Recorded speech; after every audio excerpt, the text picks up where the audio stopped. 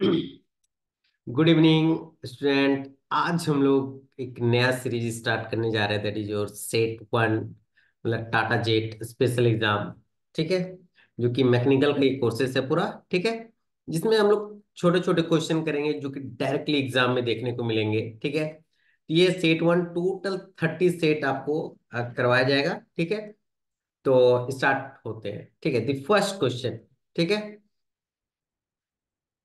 हाँ, first question है कि an open system is one in which. Open system में क्या होता है? पहला है heat and work crosses the boundary of the system but mass of the working system does not cross. तो देखो, सबसे पहले ओपन सिस्टम में क्या समझना है, जल्दी से फटाक से ये देखना है कि ये एक ओपन सिस्टम है तो यहाँ पर हीट भी चेंज होगा और मास का भी चेंज होगा। Both heat and mass exchange each other. ठीक है, तो यहाँ पर हम लोग heat and work crosses the boundary of the system but mass of the system does not cross. तो ये गलत हो जाएगा, मास तो आपका होता है। Mass crosses of the system but the heat heat तो क्रॉस होता है। Both heat and work as well as mass of the working system crosses the boundary. तो आपका option number C is the right option. Okay, चलो next. Which of the following is the extensive property? ठीक है, extensive मतलब हम समझाए हैं last अपना लेक्चर्स में कि एक्सटेंसिव, क्योंकि टाटा जेट का एक स्पेशल लेक्चर भी चल रहा है। ठीक है, तो एक्सटेंसिव मतलब क्या बोले, जिसको which can be add, which can, जिसको हम ऐड कर सकते हैं। जैसे प्रेशर को हम लोग ऐड नहीं कर सकते। वॉल्यूम, 1 लीटर पानी प्लस 1 लीटर पानी यू विल गेट 2 लीटर पानी। इट मीन वॉल्यूम को ऐड कर सकते हैं, टेम्परेचर को हम लोग ऐड नहीं कर सकते हैं। तो आपका सीधा ऑप्शन क्या हो जाएगा? Volume. Clear? Now which of the following is intensive property? क्योंकि देखो, इस टाइप का क्वेश्चन डेफिनेटली एग्जाम में देखने को मिलेंगे। इंटेंसिव है, कौन एक्सटेंसिव है? ठीक है, इंटेंसिव क्या बोले, जिसको जोड़ा नहीं जा सकता है। ठीक है, तो अब यहाँ पर ध्यान दें किसको नहीं जोड़ सकते हैं। अब जैसे टेम्परेचर है, वॉल्यूम है, मास है। मास को देखो जोड़ सकते हैं, 1 केजी प्लस 1 केजी 2 केजी हो जाएगा। एनर्जी, 1 केला खाए एनर्जी मिला, 2 केला खाए और एनर्जी मिला, एनर्जी को जोड़ सकते हैं, वॉल्यूम को भी जोड़ सकते हैं। तो आपका टेम्परेचर है जिसको हम लोग नहीं जोड़ सकते हैं। Clear?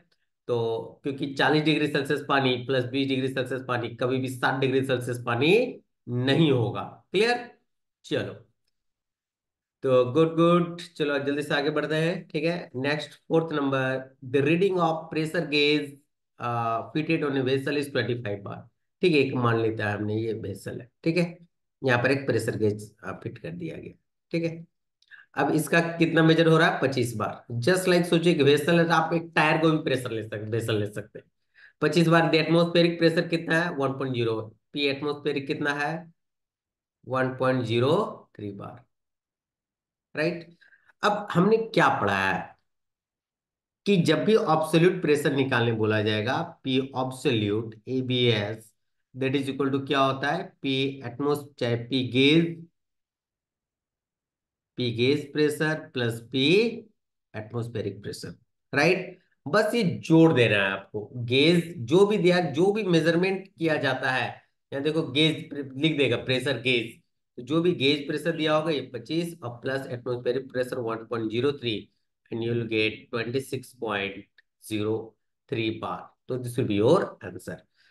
Now next question, when two bodies are in thermal equilibrium with third body, obviously ये लॉ देखने से ही पता चल जा रहा है, ए बी और सी। जब ये दो बॉडी थर्ड बॉडी के साथ इक्विलिब्रियम में है, ठीक है, थोड़ा फास्ट बता रहा है, then they are also in thermal equilibrium.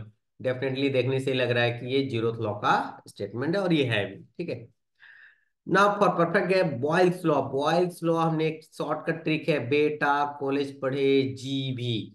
Boils law, B for Boyle's law और टी फॉर आपको आ जाएगा टेम्परेचर रिमेन्स कांस्टेंट। तो जैसे कि हमको पता है कि सब में volume constant, volume constant, pressure constant, सीधा एक ही ऑप्शन आ रहा है, temperature remain constant, PV is equal to constant. ये ट्रिक है, आप लोग प्लीज याद रख लेंगे। Question number 6, the heating of gas at constant volume is govern by. अब यहां पर ध्यान दो, यहां पर आपको क्या बोला जा रहा है? Constant volume. कांस्टेंट वॉल्यूम में कौन सा लॉ? अगेन, बेटा कॉलेज पढ़े जी भी। कांस्टेंट वॉल्यूम है तो Gay Lussac law. Option number C. आगे बढ़ते हैं। Absolute zero pressure can be attend at temperature of. अब देखो यहां पर हमने बताया था कि ऑब्सोल्यूट जीरो टेम्परेचर, जहां ऑब्सोल्यूट जीरो टेम्परेचर का बात किया जाएगा वहीं पर ऑब्सोल्यूट जीरो प्रेशर का भी बात किया जाएगा। ठीक है। तो ऑब्सोल्यूट जीरो हम जीरो प्रेशर कहाँ होता है, जीरो केल्विन, या फिर इसी को हम बोले थे -273 degree Celsius. First option is your, अच्छा ऑप्शन एक्चुअली 0 डिग्री सेल्सियस है, सिर्फ डिग्री सेल्सियस मिस्टेक हुआ है। 0 डिग्री सेल्सियस रहेगा। प्लीज आप ध्यान में हड़बड़ में गलती मत मार देना, जीरो को नहीं मारने का। Answer will be your -200। इसको अच्छा से लिख देते हैं ताकि ये है आपका जीरो। ठीक है। तो 0 डिग्री सेल्सियस नहीं होगा, आपका आंसर होगा -273 डिग्री सेल्सियस। तो option will be your B. ठीक है। तो ये ऑप्शन सही है। Now, at what value of temperature the degree Celsius and degree Fahrenheit scale shows same reading?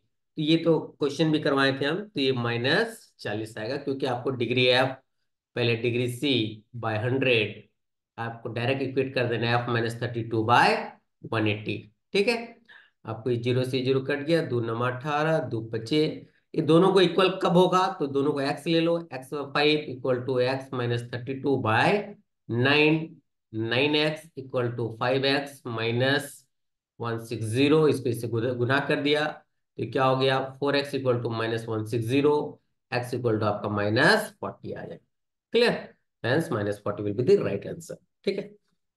Now next question, equal volume of all gases at the same temperature and pressure contains equal number of molecules। देखो अब यहाँ पर क्या दिया है, equal volume भी दिया है, सेम टेम्परेचर एंड प्रेशर भी दिया है। हमने बताया था कि जब प्रेशर वॉल्यूम टेम्परेचर तीनों जब इक्वल हो जाएगा तो वो एक ही स्टेटमेंट है, that is your Avogadro's law. Clear.